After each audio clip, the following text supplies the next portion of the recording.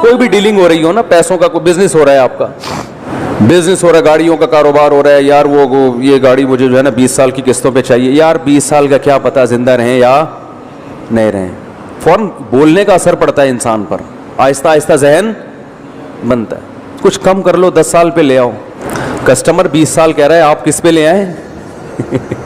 بولے ابے 20 سال میں تو بھائی 10 سال پہ لے آؤ. 10 سال پہ آ گیا تو بولا یار بھروسہ تو اس کا بھی نہیں ہے, تو اب آپ ایسا کرو, اگر آپ اس دوران مر گئے تو کیا ہوگا؟ یہ قسطیں تمہارا باپ بھرے گا. مطلب یہ کہ یہ قسطیں کون بھرے گا پھر, ٹھیک ہے نا. یہ تو میں یہاں تمیز سے بات کر رہا ہوں, آپ نے باپ ہی کا حوالہ دینا ہے, ورنہ وہ مانے گا نہیں. یہ نا مالی معاملات پہلے سے کیا کیا کریں. میں لوگوں کے مالی معاملات دیکھ کے حیران ہو رہا ہوں کہ ایسے بڑے بڑے سودے کر رہے ہیں اور ایسے کرتے ہیں جیسے ان کو یقین ہے کہ میں نے زندہ رہنا ہے. او بھائی ابھی لکھو, ابھی میں مر گیا تو کیا ہوگا. مجھے ایک بینک والے آفر کر رہے تھے کہ آپ قسطوں پہ مکان لے لیں نا. بینک والے کہہ رہے تھے کہ ہم آپ کو آسان قسطوں پہ ایک مکان دلوا دیتے ہیں. میں نے کہا کتنے سال کی؟ انہوں نے کہا کہ اتنے سال کی. میں نے کہا اگر میں کل مر گیا, یعنی آج ایگریمنٹ کرتا ہوں اور یہ قسطیں بھرنا شروع کرتا ہوں اور میں 3 مہینے بعد مر گیا, پھر کیا ہوگا؟ تو لوگ ایسے سوالات سے کیا کرتے ہیں, ایک مثال دے رہا ہوں میں, تعجب کرتے ہیں کیوں بھائی, کیوں مر گئے, کیوں مر گئے. بھائی مر سکتا ہے کوئی بھی, کسی ٹائم مر سکتا ہے.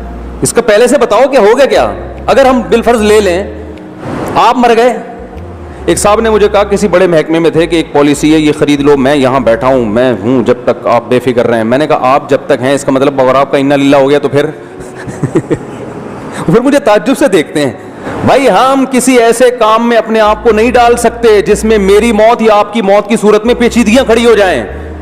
بھائی ایسی ڈیلنگ ہو کہ آج آپ مر گئے تو کیا ہوگا, مجھے پہلے اس کا جواب چاہیے. آج میں مر گیا تو یہ پیسے ریکور کیسے ہوں گے, مجھے اس کا جواب چاہیے. کوئی بھی کسی بھی ٹائم مر سکتا ہے. دنیا میں ہر کام کی گارنٹی لی جا سکتی ہے بھائی, موت کی کوئی گارنٹی نہیں لے سکتی. ایسے مرتے, اور اتنے واقعات اپنی آنکھوں سے دیکھ لیے ہیں پھر بھی یقین کر کے بیٹھے ہوئے ہیں. کرایہ دار کو جب گھر لے کر آؤ نا تو اسے پہلے بتا دو میں مر گیا نا تو یہ ہمارا ایگریمنٹ کیا ہے, ختم. پھر میرے بچے آپ کو چاہیں نکالیں, آپ کو چاہیں رکھ, پہلے بتا دو. ہر چیز میں موت کو ڈاکومنٹ میں لازمی لے کر آؤ. ہر ڈاکومنٹ میں مرنے کا تذکرہ لازمی ہونا چاہیے, جو کہ ہمارے نہیں ہوتا. پھر اتنی پیچیدگیاں. وراثت کی ایک تقسیم ہو رہی تھی, میرے پاس کیس آیا, انہوں نے کہا کہ یہ جو بڑا بھائی ہے مشترک مکان ہے, اوپر والے پورشن پہ گھر بنائے گا.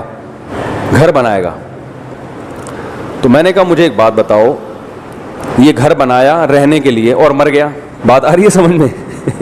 پھر کیا ہوگا؟ مسئلہ شریعت کا یہ, پوری بات بتاتا ہوں پھر سمجھ میں آئے گی. شریعت کا مسئلہ یہ کہ آپ جب کسی کی زمین پر اپنے لیے گھر بناتے ہیں, زمین ابا کی تھی, پلاٹ ابا کا, بیٹے نے کہا کہ ابا میں گھر بنا رہا ہوں, ابا نے کہا میرا پلاٹ ہے اس پہ بنا لے, تو پلیٹ ابا کی ہے, اس میں بریانی بولو نا آپ کی ہے. تو جس کی پلیٹ ہوتی ہے اس کو ہر وقت اختیار ہوتا ہے کہ اپنی پلیٹ کو خالی کرنے کا حکم دے دے کہ بھائی میری پلیٹ مجھے واپس کرو, اس میں نے قورمہ ڈالنا ہے. ایسا ہی ہے نا. تو شرعی مسئلہ یہ ہے کہ کسی کے پلاٹ پہ جب آپ گھر بنائیں تو جو جس کا پلاٹ ہے اس کو ہر وقت اختیار ہے کہ وہ گھر توڑ کے کہ اپنی تعمیر توڑ کے لے جاؤ یہاں سے, اس کو ہر وقت یہ رائٹ حاصل ہے, ہر وقت حق حاصل ہے.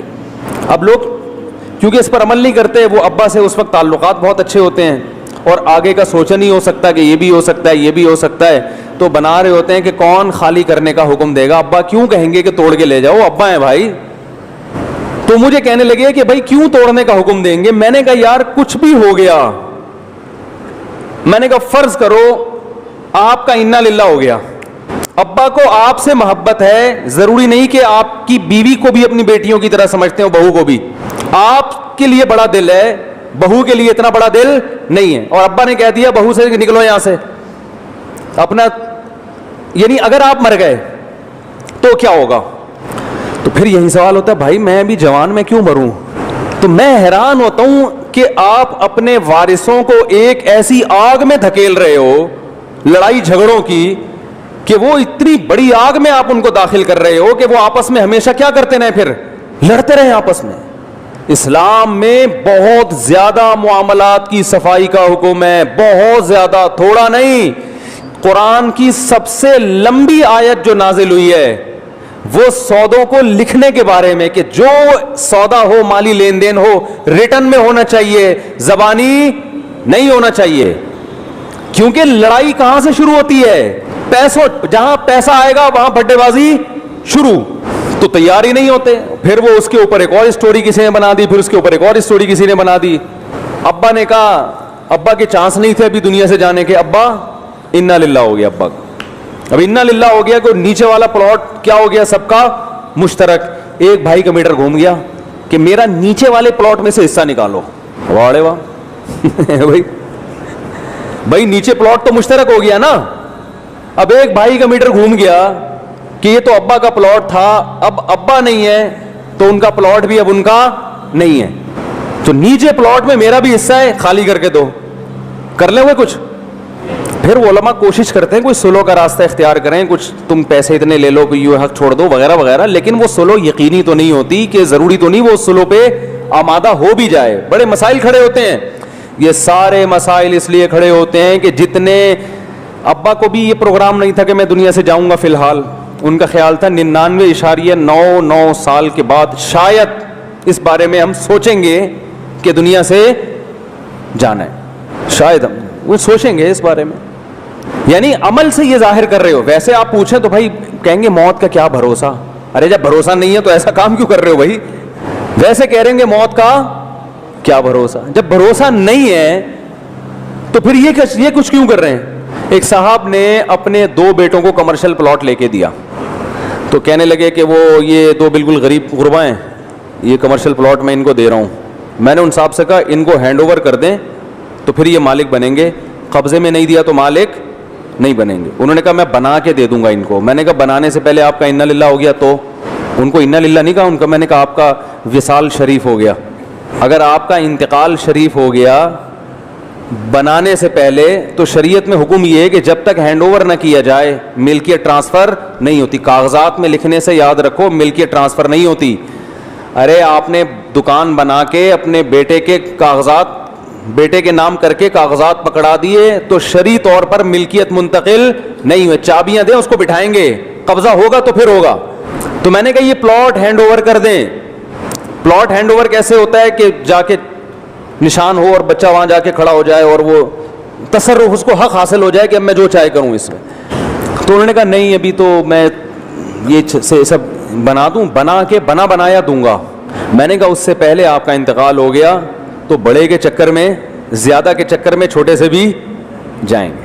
تو انہوں نے کہا نہیں ابھی کیوں انتقال ہوگا, ابھی تو میں ٹھیک ٹھاک ہوں. ہو گیا انتقال. صحیح ہے نا, کیا ہو گیا, انتقال ہو گیا.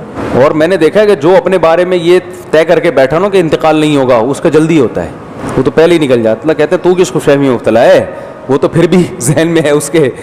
تو حرکتوں سے پتہ چل رہا ہے کہ مرنے کے لیے تیار نہیں. ہرس والا دل بدل دے, میرا غفلت میں ڈوبا دل بدل دے.